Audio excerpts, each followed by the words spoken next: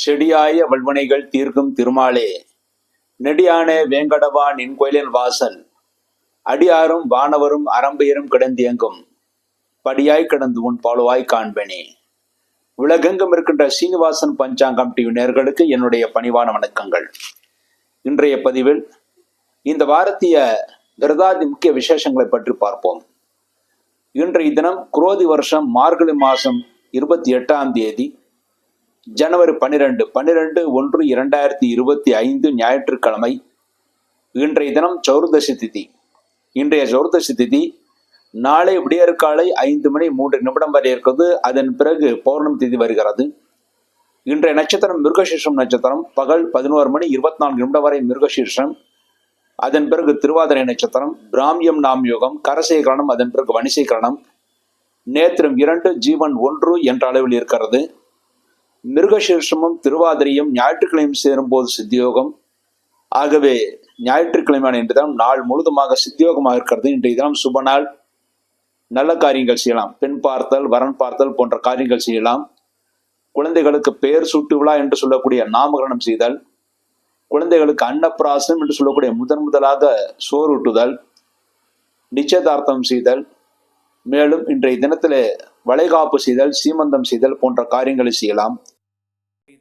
பஞ்சாங்கத்தில் லவண தானம் என்று போடப்பட்டது. லவண தானம் என்றால் உப்பு தானம் செய்ய வேண்டும். இன்றைய தினம் உப்பு தானம் செய்தால் தொழில் ரீதியாக நாம் செய்த தோஷங்களுக்கு பரிகாரமாக அமையும். சிலர் தொழில் செய்யும் போது தேவையில்லாமல் பாபங்கள் செய்யக்கூடிய சூழ்நிலைகள் உருவாகும். அந்த பாபங்கள் விலகுவதற்காக இன்றைய தினத்திலே, ஞாயிற்றுக்கிழமையான இன்றைய தினத்திலே உப்பு தானம் செய்ய வேண்டும். 1 கிலோ கல் உப்பு வாங்க வேண்டும். அந்த கல் உப்பு 1 கிலோ கல் உப்பு வாங்கி அதில் வெற்றலை பாக்கு வைத்து ஏதாவது தட்சிணை வைத்து உங்கள் ஊரில் இருக்கின்ற ஏதாவது ஒரு கோயிலில் அங்கே இருக்கிற மடப்பள்ளியில கொடுத்து விட வேண்டும். அவ்வாறு கொடுத்தால் உப்பு தானம் செய்த அந்த நல்ல பலன் கிடைத்து, அந்த உப்பு தினசரி நைவேத்தியத்தில் போடப்பட்டு அது பல பக்தர்களுக்கு அது சேர்ந்து அதன் மூலமாக தொழில் ரீதியாக நாம் செய்த பாவங்களுக்கு அது பரிகாரமாக அமையும். ஆகவே தொழில் ரீதியாக நாம் எந்த பாவங்கள் செய்திருந்தாலும் அந்த தோஷங்கள் விலகுவதற்காக உப்பு தானம் இன்றைய தினம் அவசியம் செய்ய வேண்டும். இன்றைய தினம் ஆருத்ர அபிஷேகம் இரவில நடக்கும். இரவில எல்லா சிவன் கோயில்களும் ஆருத்ர அபிஷேகம் நடக்கும். அந்த ஆருத்ர அபிஷேகத்தின் போது ருத்ரம் பாராயணம் செய்வார்கள். ருத்ரம் பாராயணம் செய்ய தெரிந்தவர்கள் இன்றைய தினம் இரவில ருத்ரம் பாராயணம் செய்யலாம். இன்றைய தினம் மாத நரசிம்ம சௌர்தசி. மாதம் நரசிம்மர் அவதாரம் செய்த வளர்பிறை சௌர்தசி திதியிலே விரதம் இருப்பவர்கள், லட்சுமி நரசிம்மரை வணங்குபவர்கள், லட்சுமி நரசிம்மரை குலதெய்வமாக கொண்டவர்கள் இன்றைய தினம் மாலை நேரத்திலே, சாயங்கால நேரம் 4:30 மணிக்கு பிறகு 7 மணிக்குள் அருகில் இருக்கிற நரசிம்மர் கோயிலுக்கு சென்று நரசிம்மருடைய ஸ்தோத்திரங்களை பாராயணம் செய்தால் நம்முடைய பிரச்சனைகள் எல்லாம் தீர்ந்து நன்மைகளை ஏற்படுத்தி கொடுக்கும். மாதம் நரசிம்ம சௌர்தசிக்காக பூஜைகள் செய்வதற்கும் ஏற்ற தினமாக இருக்கிறது. இன்றைய தினம் மதுரை ஸ்ரீமன் நடன கோபால நாயக சுவாமிகளுடைய தினம், அவதார தினமாக இருக்கிறது. ஆகவே இன்றைய தினம் மதுரையிலே ஆழ்வாரை போலவே சௌராஷ்டிர சமூகத்தை சேர்ந்து ஆழ்வாரை போலவே வாழ்ந்தவர் ஸ்ரீமன் நடன கோபால நாயகர் சுவாமிகள். அவரை ஆராதனை செய்வதற்கு, அவரை பூஜை செய்வதற்கு ஏற்ற தினமாக இன்றைய தினம் இருக்கிறது. அடுத்த நாளைய தினம் திங்கட்கிழமை. குரோதி வருஷம் மார்கழி மாதம் 29ஆம் தேதி ஜனவரி 13/1/2025 திங்கட்கிழமை. திங்கட்கிழமை பௌர்ணமி திதி. திங்கட்கிழமை பௌர்ணமி திதி இரவு 3:57 வரை. அதன் பிறகு பிரதமை திதி. திருவாதிரை நட்சத்திரம். திங்கட்கிழமை திருவாதிரை நட்சத்திரம் பகல் 10:38 வரை. அதன் பிறகு புனர்பூஷம் நட்சத்திரம். மகேந்திரம் நாமயுகம், அதன் பிறகு வைத்திருத்தி நாமயுகம். பத்ரே கரணம், அதன் பிறகு பவகரணம். நேத்திரம் 2, ஜீவன் 1 என்ற அளவில் இருக்கிறது. திருவாதிரையும் திங்கட்கிழமை சேரும் போது சித்தியோகம். புனர்பூசம் திங்கட்கிழமை சேரும் போது அமிர்த யோகம். ஆகவே திங்கட்கிழமை பௌர்ணமி நாள். அன்றைய தினம் நாள் முழுதுமாக அமிர்த யோகம் சித்தியோகமாக இருக்கிறது. அன்றைய தினத்திலே பௌர்ணமி பூஜை செய்வதற்கு, மாலை நேரத்தில் பௌர்ணமி பூஜை செய்வதற்கு ஏற்ற தினம். அன்றைய தினம் சத்யநாராயண பூஜை செய்வதற்கு ஏற்ற தினம். வழக்கம் போல் அடியனுடைய தலைமையில சேலம் பட்டை கோயில் ஆஞ்சநேயர் கோயிலுக்கு அடுத்து இருக்கின்ற வசந்த மண்டபத்திலே திங்கட்கிழமை மாலை 6 மணிக்கு, சரியாக 6 மணிக்கு பௌர்ணமி பூஜை நடக்கும். சத்யநாராயண பூஜை நடக்கும். அந்த சத்யநாராயண பூஜை 6 மணிக்கு மகா சங்கல்பத்துடன் நடக்கும். ஆகவே 6 மணிக்கு அனைவரும் வருவது மிகவும் சிறப்பானது. இந்த சத்யநாராயண பூஜையின் போது உங்களுடைய ஜாதகங்கள் பூஜையில வைத்து கொடுப்போம். மங்கள ஆசீர்வாதம் செய்து கொடுப்போம். அதன் மூலமாக சிரமங்கள், பிரச்சனைகள் தீரும். மேலும் திருமணமாகாத ஆண்களுக்கும் பெண்களுக்கும் விரைவில் திருமணம் கைகூடும். இந்த சத்யநாராயண பூஜை அனைவருக்கும் இலவசமாக நடத்தப்பட இருக்கிறது. அந்த பூஜையில் அனைவரும் கலந்து கொள்ள வேண்டும். திங்கட்கிழமை என்று ஆருத்ரா தரிசனம். காலை நேரத்தில் சூரிய உதயத்துக்கு முன்பாக ஆருத்ரா தரிசனமாக சிவபெருமான் காட்சியளிப்பார். நடராஜரை தரிசனம் செய்வதற்கு மிக ஏற்றதனமாக அமைந்திருக்கிறது. அன்றைய தினம், அதாவது திங்கட்கிழமை என்று வைத்திருந்த சிரார்த்தம், முன்னோர்களை வழிபாடு செய்வதற்கு, சில ஹோமங்கள் செய்வதற்கு, சில தர்ப்பணங்கள் செய்வதற்கு ஏற்றதனமாக அமைந்திருக்கிறது. அன்றைய தினத்திலே ஆருத்ரா தரிசனமான திங்கட்கிழமை அதிகாலை நேரத்திலே நீங்கள் நடராஜரை தரிசனம் செய்தால், தொழில் ரீதியாக போட்டிகள் இருந்தால், பொறாமைகள் இருந்தால், அதிலெல்லாம் நமக்கு வெற்றியை ஏற்படுத்தி கொடுக்கும். அன்றைய தினம் திங்கட்கிழமை போகி பண்டிகை. போகி பண்டிகை என்றாலே வீட்டில் இருக்கின்ற பழைய பொருட்களை எல்லாம் நாம் விலக்கிவிட்டு புதிய பொருட்களை மாற்றிக்கொள்ள வேண்டும். அல்லது பழைய பொருட்களை விலக்கிவிட்டு வீடு நன்றாக சுத்தம் செய்து கழுவி கொள்ள வேண்டும். சிலர் சுண்ணாம்பு அன்றைய தினம் அடிப்பார்கள். சுண்ணாம்பு அடிக்கலாம் அல்லது கலர் வாஷ் செய்யலாம். வீட்டை சுத்தப்படுத்துவதற்கான தினம் போகி பண்டிகை. அந்த போகி பண்டிகை அன்று வீட்டை சுத்தம் செய்யும் போது நமக்கு தேவையற்ற பொருட்களை எல்லாம் வெளியில வைத்து விட வேண்டும். அதை பொதுவெளியில் எரிப்பது கூடாது. பொதுவெளியில் எரிப்பதாக சாஸ்திரத்தில் சொல்லப்படவில்லை. சுத்தப்படுத்த வேண்டும், பழையதை விளக்க வேண்டும் என்றுதான் இருக்கிறது. ஆக பழையதை விளக்கி வீட்டை சுத்தப்படுத்துவதற்கு ஏற்றதனம். ஏனென்றால் அடுத்த உத்தராயண புண்ணிய காலம் என்று சொல்லக்கூடிய, தேவர்களுக்கு பகல காலம் என்று சொல்லக்கூடிய தை மாதம், மங்களகரமான தை மாதம் பிறக்கிறது. தை பொங்கல் ஆரம்பிக்கிறது. அந்த தை பொங்கல் வருவதற்கு முன்பாக முதல் நாள் வீட்டை சுத்தம் செய்வதற்காகத்தான் போகி பண்டிகை. அன்றைய தினம் தை பொங்கலுக்கு தேவையான பொருட்களை வாங்குவதற்கு ஏற்ற தினமாக அமைந்திருக்கிறது. அன்றைய தினம் வீட்டிற்கு தேவையான கரும்பு, மஞ்சள் ஆகியவற்றை வாங்குவதற்கு ஏற்ற தினம். ஏனென்றால் அடுத்த நாள் பொங்கல் பண்டிகை அன்று சுவாமி படத்துக்கு இருபுறமும் கரும்பு வைத்து அதன் பிறகு மஞ்சள் செடியை வைத்து பூஜை செய்ய வேண்டும். அவ்வாறு செய்தால் அந்த வருடம் முழுவதுமாகவே, அதாவது தை மாதம் முதல் அடுத்த மார்கழி வரையிலே நம்முடைய வாழ்க்கை இனிப்பாக இருக்கும். குடும்பத்தில் மங்களகரமான காரியங்கள் நடக்கும் என்று கூறப்படுகிறது. அடுத்த வருடம் மங்களகரமான காரியங்கள் நடக்க வேண்டும் என்பதற்காக இனிப்பான செலவுகள், சுப செலவுகள் நடக்க வேண்டும் என்பதற்காக கரும்பை வைத்து பூஜை செய்ய வேண்டும். மேலும் அன்றைய தினத்தில் மஞ்சள் செடியை வைத்து பூஜை செய்ய வேண்டும் என்று இருக்கிறது. அன்றைய தினம் போகி பண்டிகை. அடுத்த அன்றைய தினம் பெரிய திருவடியாக போற்றப்படுபவர் கருடாழ்வார். அன்றைய தினம் கருடாழ்வார் மீது பெருமாள் இருப்பதாக ஐதீகம். ஆகவே கருடாழ்வாருடைய வாகனத்திலே பெருமாள் அன்றைய தினம் திங்கட்கிழமை என்று அமர்ந்திருந்து பெருமாள் கோயில்களை காட்சி அளிப்பார். ஆகவே அன்றைய தினம் கருடாழ்வாரை தரிசனம் செய்ய வேண்டும். அவ்வாறு தரிசனம் செய்தால் உடல் ஆரோக்கியம் ஏற்படும். மாணவர்கள் நல்ல மதிப்பெண்களை பெறுவார்கள். ஏனென்றால் வேத சொரூபியாக போற்றப்படுபவர் கருடாழ்வார். ஆகவே எங்கே வேதங்கள் ஒலிக்கிறதோ அங்கே கருடாழ்வார் இருப்பார் என்று இருக்கிறது. ஆகவேதான் எல்லா கும்பாபிஷேக காலங்களிலும் உங்கள் ஊரில் எந்த கும்பாபிஷேகங்கள் நடந்தாலும் அங்கே கருடாழ்வார் வருவார். ஏனென்றால் வேத சொரூபியாக, வேதத்தை அறிந்தவராக கருடாழ்வார் இருக்கிறார். ஆகவே கருடரை அன்றைய தினம் தரிசனம் செய்வது மிகவும் சிறப்பானது. குறைந்தபட்சம் பெருமாள் கோயில்கள் இருக்கின்ற கருடாழ்வாருடைய வாகனத்திலே பெருமாள் வீட்டிற்கக்கூடிய அந்த சூழ்நிலையை நாம் தரிசனம் செய்ய வேண்டும். அவ்வாறு தரிசனம் செய்தால் நமக்கு வாகன பிராப்தி ஏற்படும். வேதத்தின் உட்பொருள் நமக்கு தெரியும். மாணவர்கள் நல்ல மதிப்பெண்களை பெறுவார்கள். நல்ல ஞானமும் மோட்சமும் நமக்கு கிடைக்கும். வாழ்க்கையில் சந்தோஷம் ஏற்படுத்தி கொடுக்கும். அடுத்து செவ்வாய்க்கிழமை என்பது குரோதி வருஷம் தை மாதம் 1ஆம் தேதி. மங்களகரமான தை மாதம் செவ்வாய்க்கிழமை பிறக்கிறது. செவ்வாய்க்கிழமை தை மாதம் என்பது காலை 8:55 பிறக்கிறது. ஆகவே தை பொங்கல் என்று சொல்லக்கூடிய அந்த தை பொங்கலை காலை 8:55 பிறகு சூரியன் உதயமான பிறகுதான் நான் பொங்கல் வைக்க வேண்டும். அந்த பொங்கல் வைப்பது அன்றைய தினம் மிகவும் சிறப்பானது.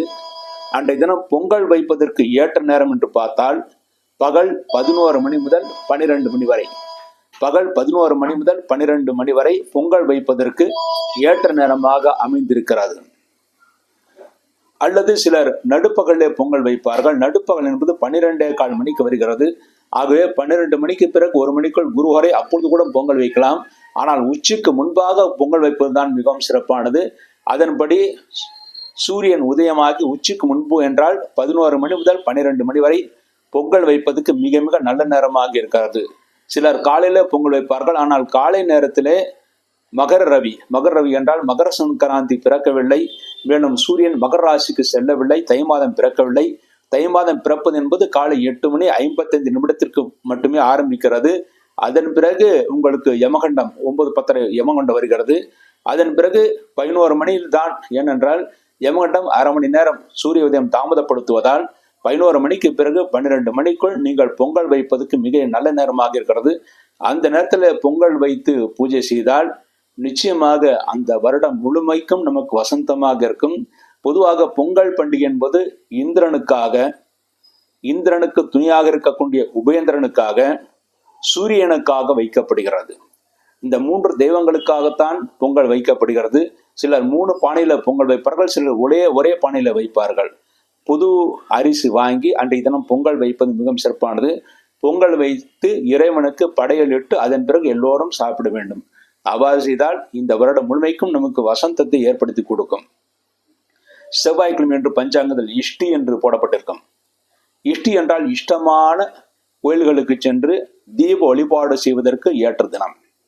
இஷ்டி என்றால் புனிதமான நெருப்பு என்று பொருள். இஷ்டி என்று ஒரு யாகமும் இருக்கிறது, அதையும் நீங்கள் செய்யலாம். எப்படி புத்திர காம இஷ்டி யாகம், புத்திர காமேஷ்டி யாகம் என்று சொல்லும்போது புத்திர காமன் புத்திரனை வேண்டி இஷ்டி யாகம் என்று நடத்தப்படுகிறதோ அதே போலவே இஷ்டி யாகம் என்பது, அதாவது அதற்கென்று ஒரு யாகம் இருக்கு, அதை செய்யலாம். அல்லது அருகில் இருக்கின்ற கோயில்களுக்கு சென்று தீப வழிபாடு செய்வது மிகவும் சிறப்பானது. அன்றைய தினம் புஷ்ய பகுளம், புஷ்ய மாதத்துல பகுளபட்சம் என்று சொல்லக்கூடிய தேய்பிறை அன்று முதல் ஆரம்பிக்கிறது. அன்றைய தினம் உத்தராயண புண்ணிய காலம். அன்றைய தினம் உத்தராயண புண்ணிய காலத்திற்கான தர்ப்பணங்கள் செய்வதற்கு, முன்னோர்களை வழிபாடு செய்வதற்கு, சில ஹோமங்கள் செய்வதற்கு, சில தர்ப்பணங்கள் செய்வதற்கு ஏற்ற தினமாக அமைந்திருக்கிறது. அன்றைய தினம் பொங்கல் பண்டிகை. பொங்கல் பண்டிகை எல்லோரும் பொங்கல் வைத்து பூஜை செய்து சாப்பிட்டு சந்தோஷமாக அந்த வருடம் முழுமைக்கும் இருக்கும்படி இறைவன் நமக்கு ஆசீர்வாதம் செய்ய வேண்டும் என்று இறைஞ்சி கேட்டுக்கொள்வோமாக. அடுத்து புதன்கிழமை, குரோதி வருஷம் தை மாதம் 2ஆம் தேதி ஜனவரி 15/1/2025 புதன்கிழமை. புதன்கிழமை என்று துதியை திதி. அன்றைய துதியை திதி இரவு 3:23 வரை இருக்கிறது. அதன் பிறகு திருத்திய திதி வருகிறது. புதன்கிழமை பூசம் நட்சத்திரம், பகல் 10:28 வரை பூசம் நட்சத்திரம். அதன் பிறகு ஆயில்யம் நட்சத்திரம், பிரீத்தி நாமயுகம், தைத்துலாக்கரணம், நேத்திரம் 2, ஜீவன் 1 என்ற அளவில் இருக்கிறது. பூசமும் ஆயில்யமும் புதன்கிழமை சேரும்போது சித்தியோகம். ஆகிய புதன்கிழமை நாள் முழுதுமாக 60 நாட்கள் சித்தியோகமாக இருக்கிறது. அன்றைய தினம் கரிநாள். கரிநாள் பொதுவாக சுபகாரியங்கள் செய்ய மாட்டார்கள், ஆனால் தெய்வ காரியங்கள் அனைத்தும் கரிநாளில் செய்யலாம். அன்றைய தினம் மாட்டு பொங்கல், அதாவது பசுமாடுகளுக்கு அன்றைய தினம் குளிப்பாட்டி அதற்கு பொட்டு வைத்து மலரிட்டு, அதாவது மாலையிட்டு பொட்டு வைத்து வஸ்திரங்களை சாட்டி அதன் பிறகு அந்த பசுமாடோடு நாம் விளையாட வேண்டும் என்று தான் சாஸ்திரம் கூறுகிறது. ஏனென்றால் பசுமாடு நமக்காக உழைக்கின்ற ஒரு ஜீவன். அதாவது நாம் எதை கொடுத்தாலும், நமக்கு வேண்டாத பொருளை கொடுத்தாலும், வைக்கோலை கொடுத்தாலும் சாப்பிட்டு நமக்கு ருசியான பாலை கொடுக்கக்கூடிய ஜீவன். அதாவது உத்தமமான குணங்கள் அனைத்தும் கொண்ட ஜீவன் பசுமாடு என்று கூறுவார்கள். நமக்காக உழைக்கின்ற ஜீவன் பசுமாடு. அந்த ஜீவனோடு நாம் எப்பொழுது உழைக்கும் போது நாம் அதற்கு அடிச்சிருப்போம், ஜாட்டையால் அடித்திருப்போம், அல்லது ஏதாவது துன்புறுத்திருப்போம்.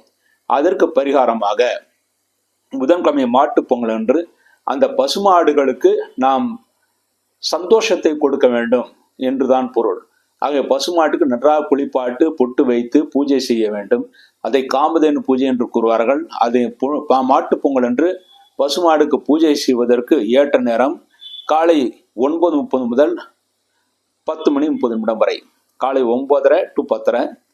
இல்லாவிட்டால் சாயங்காலம் பூஜை செய்பவர்கள் 4:30 to 6 பூஜை செய்யலாம். காலையிலே செய்வது சிறப்பானது. காலை 9:30 முதல் 10:30 மாட்டு பொங்கலுக்காக பசுமாடுகளுக்கு பூஜை செய்வதற்கு ஏற்ற தினம். அன்றைய தினம் திருவள்ளுவர் தினம் என்று அரசாங்கத்தால் சொல்லப்படுகிறது. திருவள்ளுவர் அவதார தினமாக அன்றைய தினம் அரசாங்க கெஜெட்டில் இருக்கிறது. ஆனால் திருவள்ளுவர் அவதார தினம் என்பது வைகாசி மாதம் அனுஷம் நட்சத்திரமே. ஆனால் இன்றைய தினம் திருவள்ளுவர் தினமாக இருப்பதனால் அன்றைய தினம் திருவள்ளுவர் இயற்றிய திருக்குறளில் குறைந்தபட்சம் ஒரு 10 திருக்குறளாவது அன்றைய தினம் படித்து அதன் அர்த்தத்தை தெரிந்து கொண்டு அதன்படி வாழ்ந்து திருவள்ளுவருக்கு நாம் பெருமை சேர்க்க வேண்டும். அடுத்து வியாழக்கிழமை, குரோதி வருஷம் தை மாதம் 3ஆம் தேதி ஜனவரி 16/1/2025 வியாழக்கிழமை. வியாழக்கிழமை திருத்தியை திதி. மறுநாள் விடியற்காலை 4 மணி 6 நிமிடம் வரை திருத்தியை திதி. அதன் பிறகு சதுர்த்தி திதி. ஆயில்யம் நட்சத்திரம் பகல் 11 மணி 16 நிமிடம் வரை ஆயில்யம் நட்சத்திரம். அதன் பிறகு மகம் நட்சத்திரம். ஆயுஷ்மான் நாமயுகம் அன்றைய தினம் வியாழக்கிழமை. ஆயுஷ்மான் நாமயுகம் மணிசேகரன் நேத்திரம் 2 ஜீவன் 1 என்ற அளவில் இருக்கிறது. ஆயுள்யமும் வியாழக்கிழமையும் சேரும் போது சித்தியோகம், மகம் வியாழக்கிழமை சேரும் போது அமிர்தயோகம். வியாழக்கிழமை நாள் முழுவதும் அமிர்தயோகம் சித்தியோகமாக இருக்கிறது. அன்றைய தினம் கரிநாள். கரிநாள் என்றால் பொதுவாக சுபகாரியங்கள் செய்ய மாட்டார்கள். ஆனால் தோஷ பரிகாரங்கள் செய்தால் நாம் செய்த பாவங்கள் எல்லாம் கரியாகும், நாம் செய்த அந்த நம்முடைய தோஷங்கள் எல்லாம் கரியாகும் என்றுதான் கூறுவார்கள். அதன்படி தோஷ பரிகாரங்கள் செய்வதற்கு வியாழக்கிழமை ஏற்ற தினம். அதுவும் முக்கியமாக அன்றைய தினம் காலை நேரத்தில் ஆழியம் நட்சத்திரமாக இருப்பதனால் அன்றைய தினத்திலே நாகதோஷ பரிகாரங்கள் செய்வதற்கு மிக ஏற்ற தினமாக இருக்கிறது. அன்றைய தினம் காணும் பொங்கல். காணும் பொங்கல் என்றால் அன்றைய தினத்திலே உறவினர்கள் ஒருவருக்கொருவர் நாம் பொது இடங்களில் கூடி மகிழ்ந்து சந்தோஷப்பட வேண்டும். அதற்காக இருப்பதுதான் காணும் பொங்கல். வியாழக்கிழமை காணும் பொங்கல். அன்றைய தினம் நண்பர்களோடு சேர்ந்து உற்சாகமாக இருந்து சந்தோஷத்தை பகிர்ந்து கொள்ள வேண்டும் என்றுதான் இருக்கிறது. நண்பர்கள் உறவினர்களுடன் சந்தோஷமாக இருக்க வேண்டிய தினம் அந்த வியாழக்கிழமை வருகின்ற கரிநாள். அன்றைய தினம் காணும் பொங்கல். அன்றைய தினம் தோஷ பரிகாரங்கள் செய்வதற்கு மிக மிக ஏற்ற தினமாக அமைந்திருக்கிறது.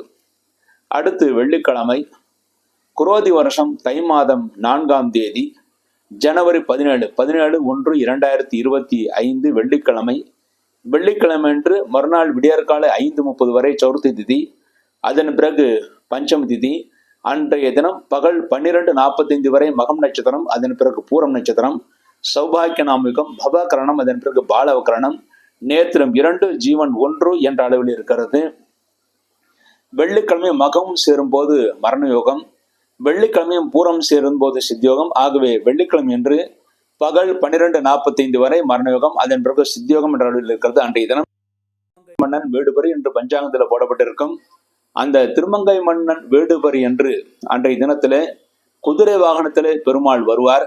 திருமங்கை மன்னனுக்கு ஓம் நமோ நாராயணா என்று சொல்லக்கூடிய அக்ஷரத்தை, அதாவது அஷ்டாட்சரத்தை உபதேசம் செய்கின்ற தினமாக போற்றப்படுகிறது.